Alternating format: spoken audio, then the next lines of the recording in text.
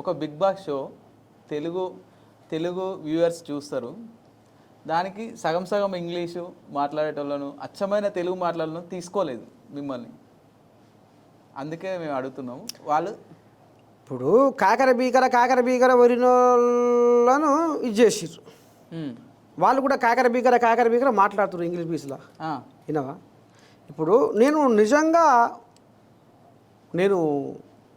ఒక గొర్రెల కాపరి, మట్టిలో పుట్టి మట్టితోని పోరాడినోని, కాయ కష్టం చేసినోని, ఎండకెండి వానకు నాణ్యోని,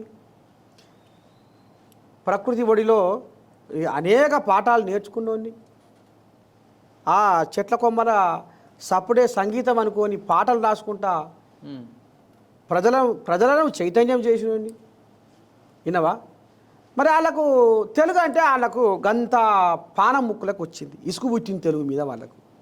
మీరు తెలుగు మరి దానికి నేనేం చేస్తా? జనాలు చెప్పాలి. జనాలు తెలుగుకు అవమానపరిచినందుకు ఇప్పుడు తెలంగాణ జనాలు కానీ ఏపీ జనాలు కానీ ఏం చెప్తారో చెప్పాలి.